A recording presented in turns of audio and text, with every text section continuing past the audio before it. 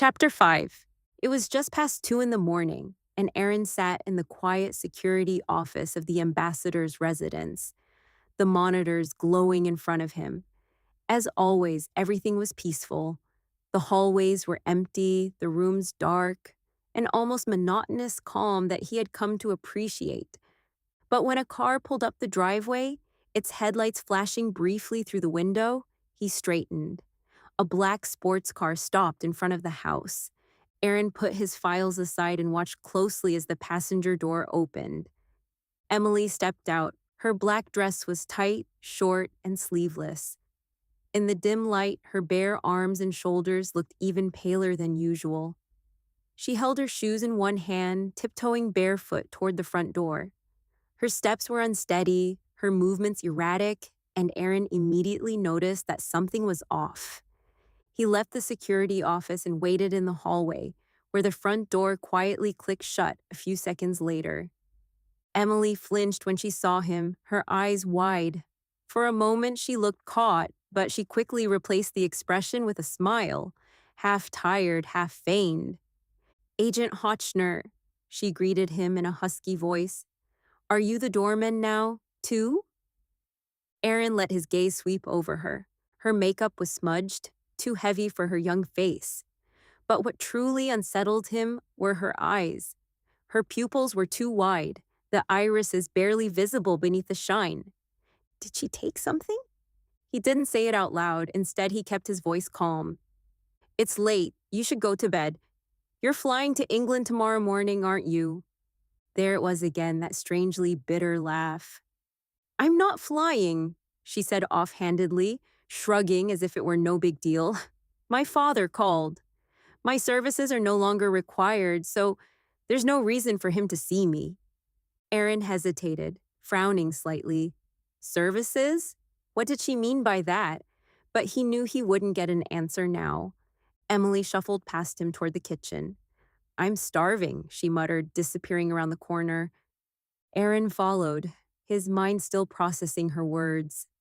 In the kitchen, Emily had already opened the fridge, pulled out a pack of crackers, and started eating them absent-mindedly. She leaned against the counter, her body heavy, as if every movement took effort. "Emily," Aaron said quietly but firmly, "you should go to sleep." She chewed slowly, glanced at him briefly, and shrugged. "What's the rush? It's not like I have anywhere to be." Aaron ignored her sarcasm. Instead, he stepped closer and gently took the crackers from her hand before setting them aside. "Come on," he said calmly. "I'll take you to bed." She looked at him for a moment, her eyes tired and glazed. "You're being really nice tonight," she murmured, letting him guide her through the silent house. Her steps were heavy and she swayed slightly. Aaron kept a steady hand on her arm, making sure she wouldn't stumble. When they reached Emily's room, Aaron took a moment to look around. The sight surprised him. There were no posters on the walls, no personal photos, no signs of a typical teenager's life. Instead, there were bookshelves, lots of them, and a few pieces of clothing carelessly strewn across the floor. The room felt like a hotel room, yet messy enough to show that someone actually lived there. As Emily sat on the bed, Aaron noticed something. A thin, pale scar ran along the inside of her elbow. It wasn't the kind of mark left by injections. The scar was too long, too neatly healed. Maybe it was an old injury, an accident, or something else entirely. He didn't know, but it made him pause.